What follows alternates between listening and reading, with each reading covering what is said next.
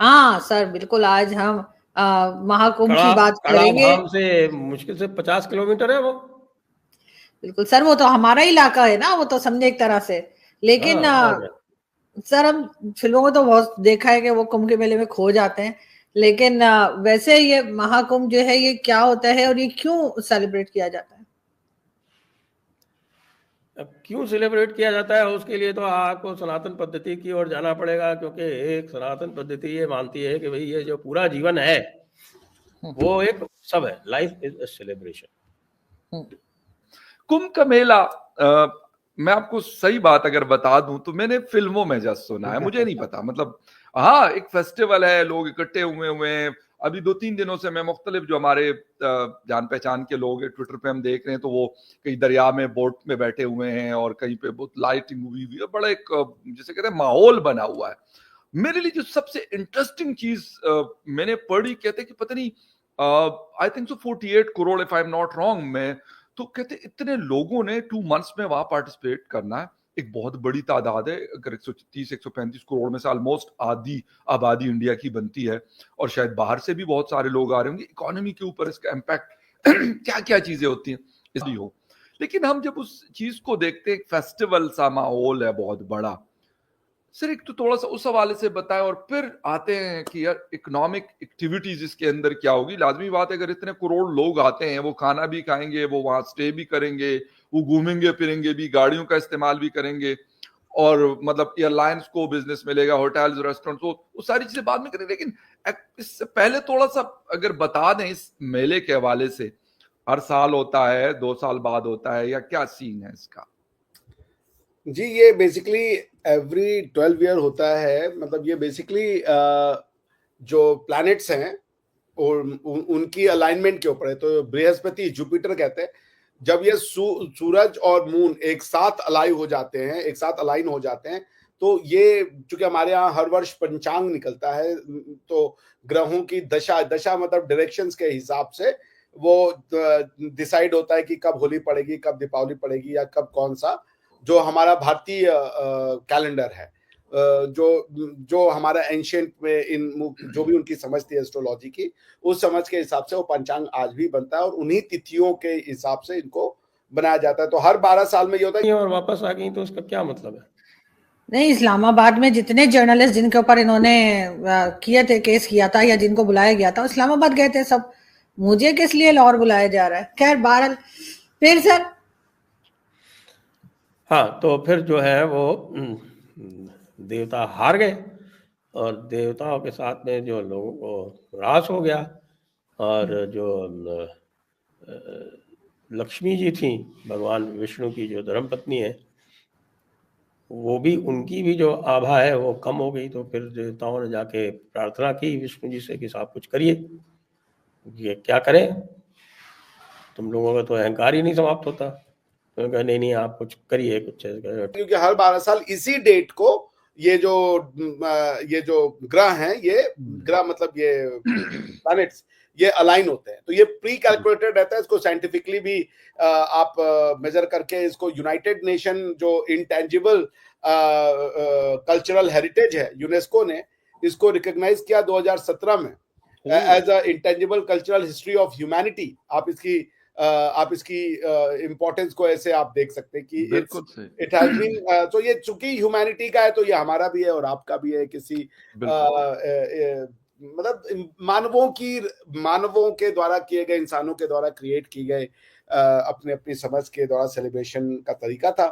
तो उसमें यही है कि एक पर्टिकुलर डे जब बृहस्पति यानी कि जुपिटर सन के साथ अलाइन होते हैं मून के साथ, every 12 year this alignment takes place, और उसी दिन इसको महाकुंभ इसीलिए कहा जाता है। एक अर्धकुंभ भी होता है, वो भी जब ये हाफ वे रहते हैं तो वो 6 साल में एक अर्धकुंभ भी ऑर्गेनाइज किया जाता है। मगर ये महाकुंभ यही है, एग्जैक्टली ऑन दिस डे, ये जब ये शुरू होगा तो अलाइनमेंट इन सारे ये जो प्लैनेट होंगे प्लस सन का होगा, वो एक साथ आ जाएंगे। और जैसे हमारे यहाँ मकर संक्रांति होता है, ये कल्चरल होती हैं। तो ऑफ कोर्स वहां की लोकल स्टोरीज जुड़ती हैं, जैसे कि कुंभ में समुद्र मंथन की कहानी का भी वर्णन है, मगर वो कल्चरल रहती है ना। Culture is also something distinct from religion.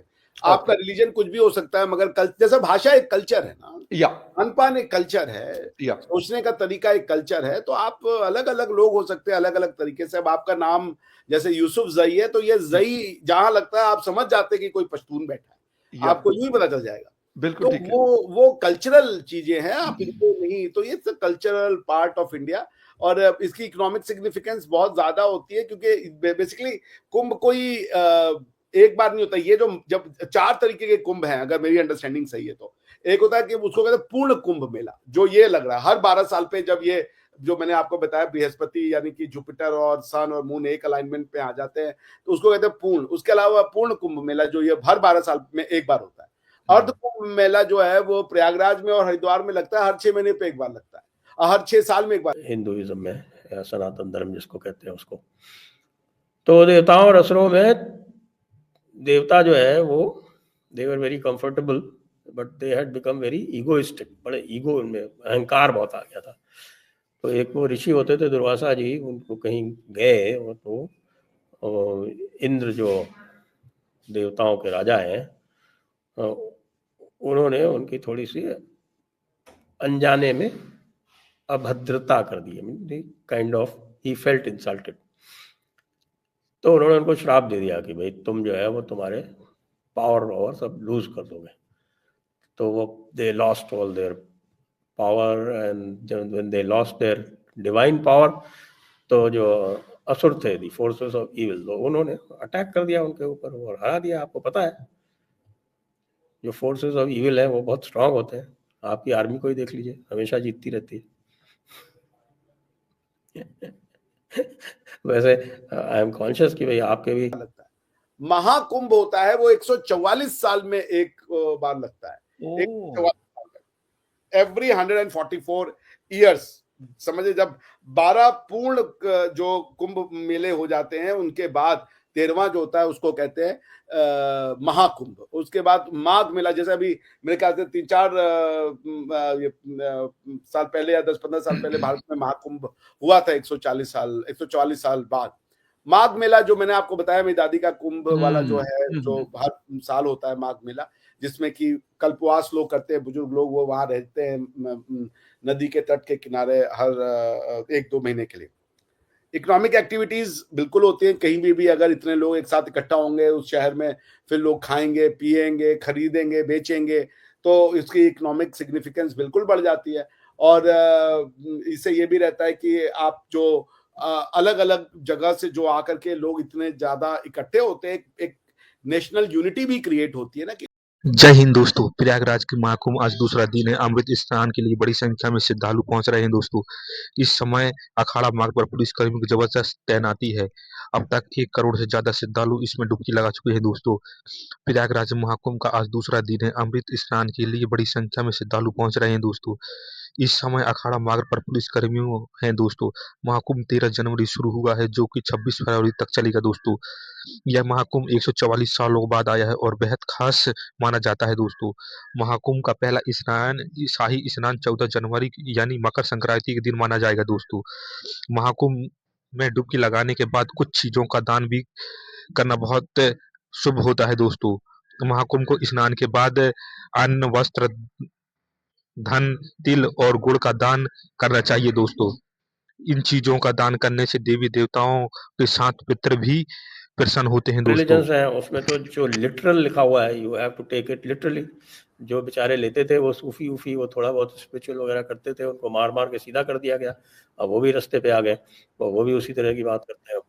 एक ज़माना था, आपको पता नहीं होगा शायद, सूफिज्म में, जबकि तरीक़त और शरीयत ये अलग अलग पाथ माने जाते थे।